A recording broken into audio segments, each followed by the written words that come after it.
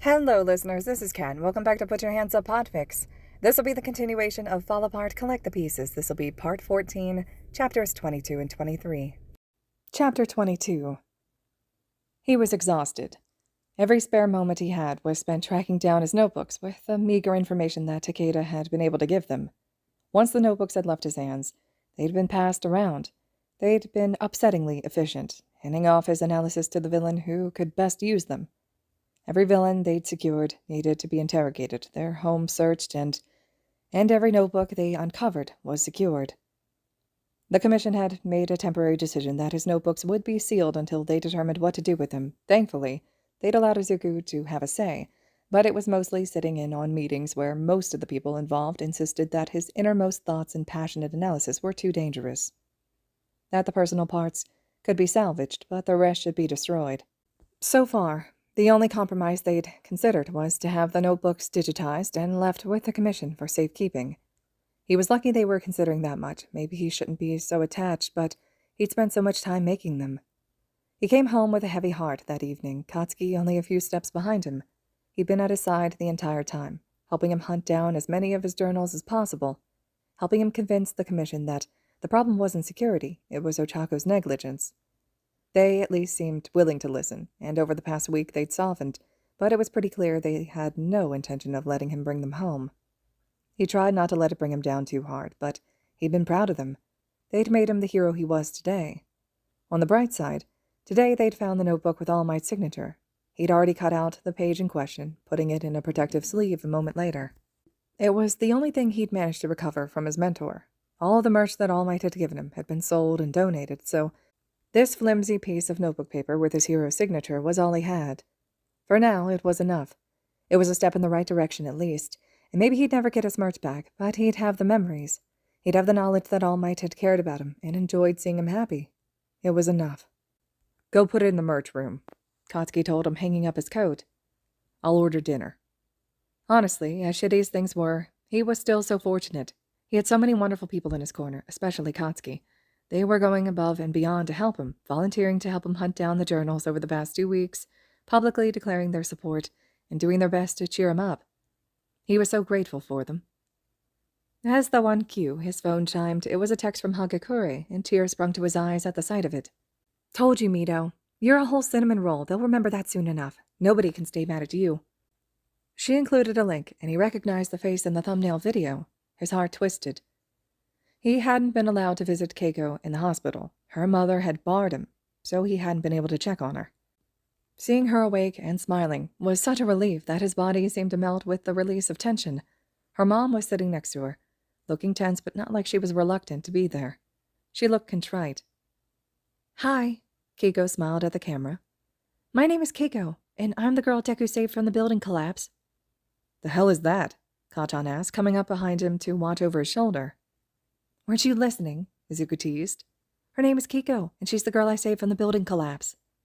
"Smartass," Katsuki grumbled. "I know things have been really hard for him," Keiko continued. They fell silent. "People have been doubting him and stuff, but I wanted to thank him for saving me. I was really scared, and he made me feel like everything was going to be okay."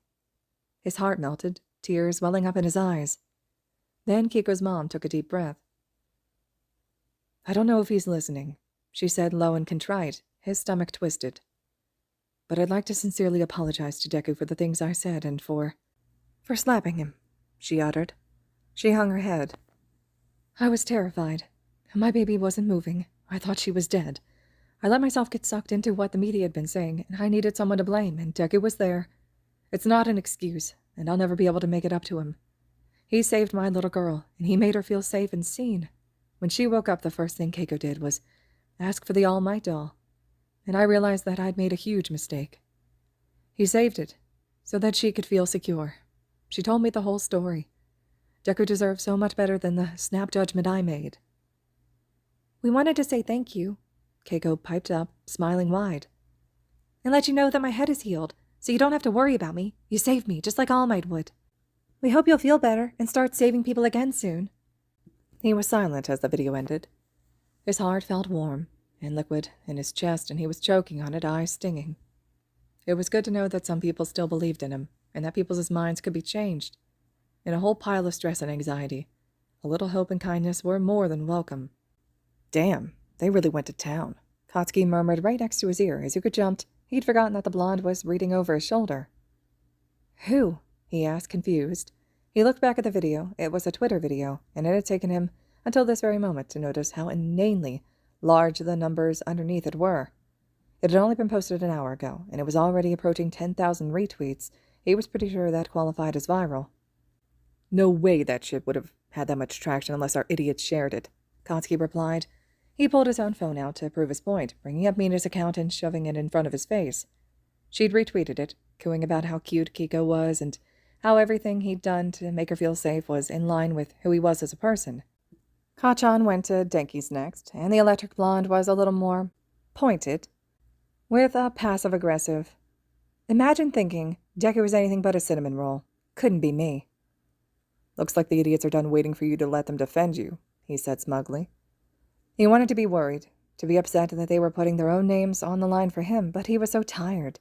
He was so grateful for any ounce of the burden that they were willing to carry or erase. It was like he'd told Takeda he couldn't do it all on his own. He tried to open the QTs, but Katsuki snatched his phone out of his hand. "Fuck no," he huffed. "Not until I've vetted them, idiot. You can read the ones I approve." His stomach twisted. Maintaining a public image was a roller coaster. No matter what, somebody would have something bad to say about you, and people had been saying awful things about him for almost 2 months now. It was probably for the best that he didn't look. Slowly, he nodded. "Okay," he replied. "But only if you promise not to insult everyone who insulted me." Katsuki scowled. "Fuck up all my fun," he grumbled. "You suck." He laughed, leaving his phone in Katsuki's care so he could go put the autograph away. He still hated walking into the merch room. It was so empty and cold, unlike the space he had crafted with care for years. It made his decision to move a little easier. Takeda had been posting photos of him online for almost a year, and while his security system was damn good, he didn't exactly like the idea of his mother visiting a place that had been compromised. He didn't want to put his friends at risk either, but they'd at least be able to defend themselves against villain threats. Izuku was already a magnet for trouble. He didn't need to tempt fate. It was a bummer, but it was for the best. It didn't feel like home anymore anyway.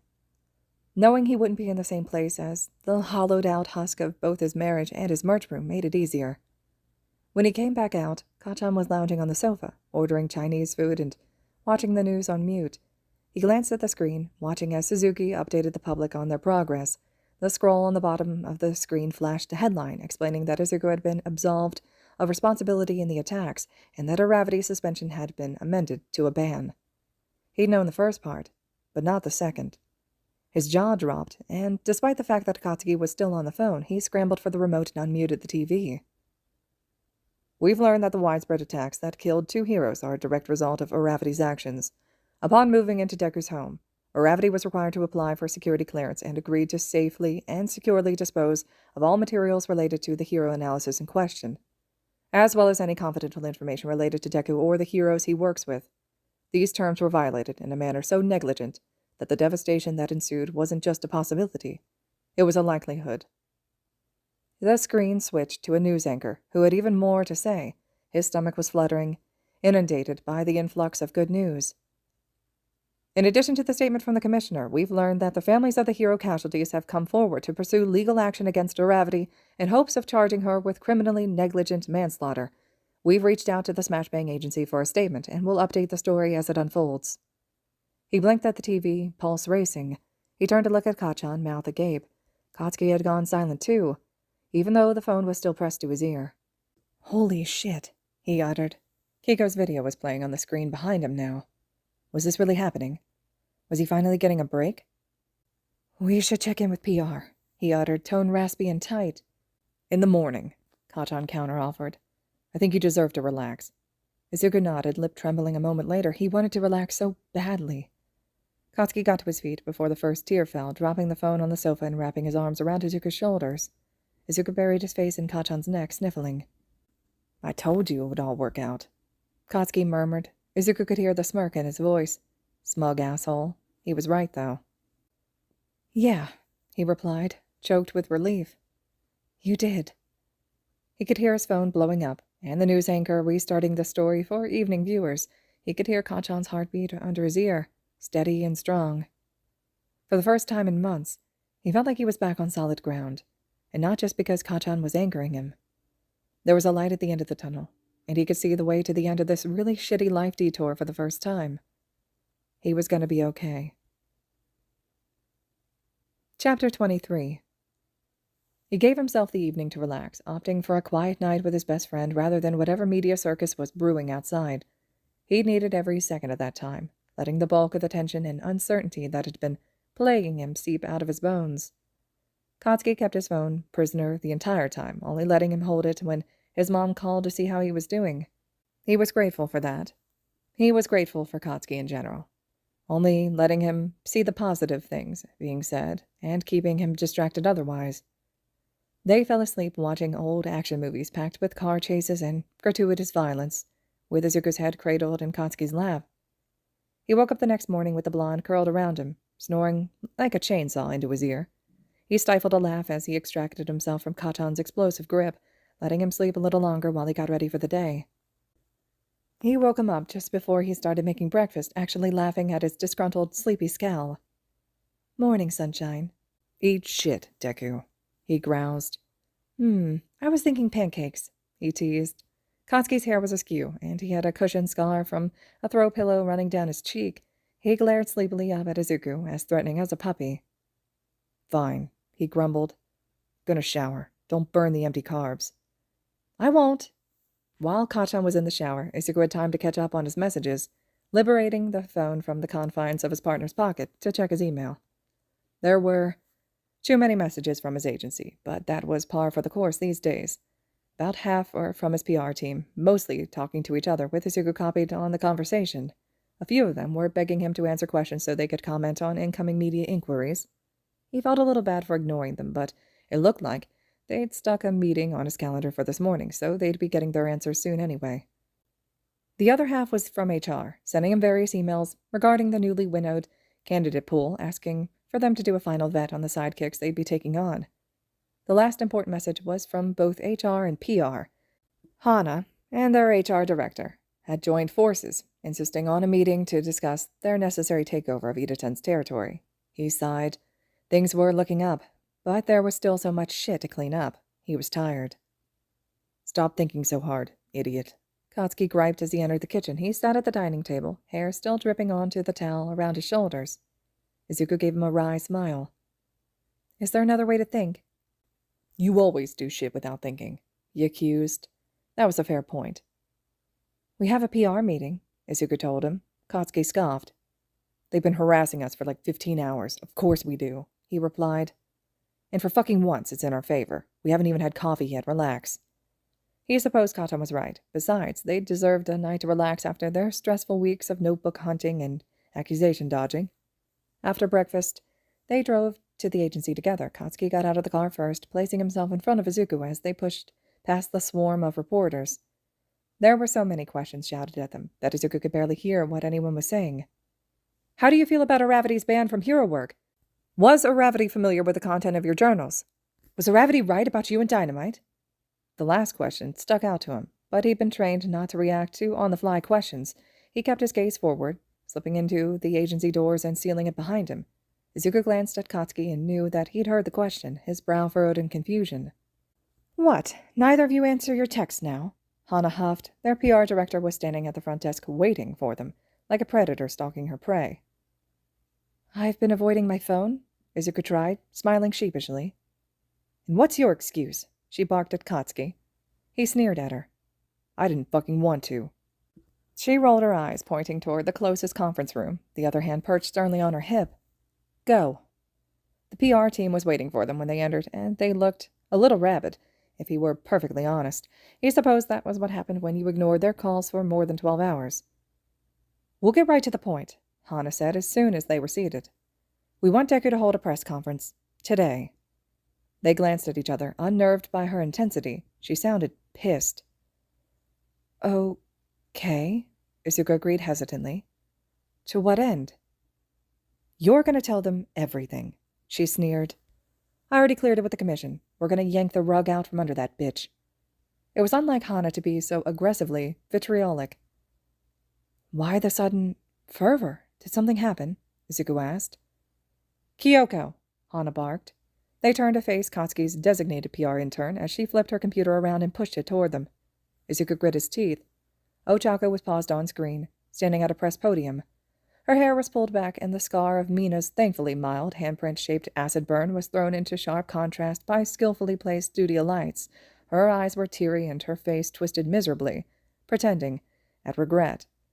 Sometime in the last 15 hours, Ochako had pulled off some sort of impromptu press conference, and it had been enough to piss off their PR team. Katsuki placed a steadying hand on his shoulder, glare fixed on the screen. Izuku took a deep breath. Then he pressed play. All right, listeners, this concludes Chapter 23 of Fall Apart, Collect the Pieces. Chapter 24 will be next. I hope you all are still enjoying, and as always, thank you so much for listening.